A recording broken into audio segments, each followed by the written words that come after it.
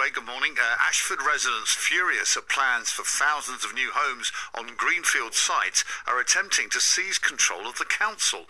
Campaigners say they will field candidates in every seat in the borough for May's local elections. They fear it may be the only way to stop the building of up to 7,000 new homes on land surrounding some of Ashford's most idyllic villages. Well, Alex Ward has been to meet them. I'm out in the countryside in a rural spot so quiet that it makes the birds sound noisy. Chilmington Green isn't even a village, it's a hamlet made up of a few houses, so remote that looking out, all I can see, literally as far as the eye can see, is green and trees, not another property in sight. But this is just part of the 1,000 or so acres where there are proposals to build some 7,000 homes, and it's that which has got residents worried. One of those residents is Kenneth Frohnsdorff. Kenneth, we're at your splendid old house set in the middle of all these fields. What is it that's so unique about an environment like this, and what are you worried might be compromised if they build all these houses?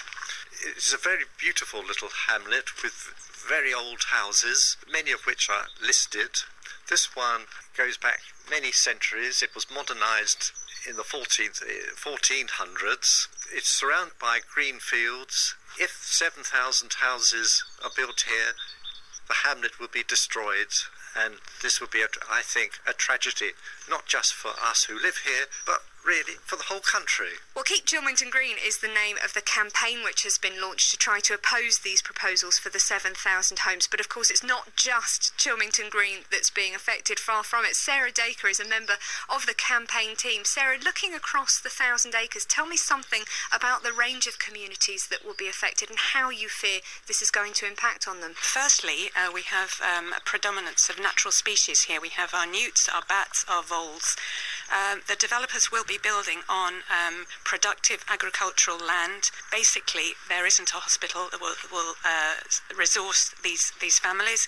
They'll have to build doctor surgeries, schools, secondary schools, and new roads.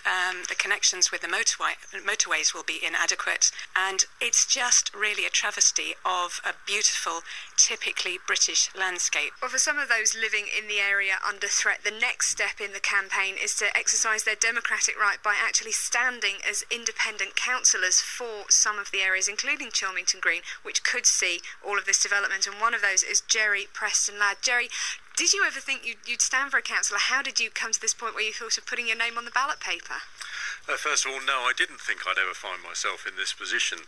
But having lived here for some time and seeing what is proposed, and also having seen that the council really appears to have no intention of in any way consulting with the people or listening to their concerns, I really don't think we have a choice but to field candidates to oppose them at the ballot box. Well, Ashford has long been the focus of regeneration and some fairly considerable expansion. Many have called it urban sprawl, and some have asked where's it going to stop for residents here in Chilmington Green and the other villages in the 1,000 or so acres which face the prospect of seeing all these homes built. The answer is that they'd like to see it stop before it impinges on their view, on their tranquility, and on the countryside they value. This is Alex Ward for BBC Radio Kent in Chilmington Green. Very interesting, isn't it, that those people could be running the council after May and have no experience as such, but it's a single issue.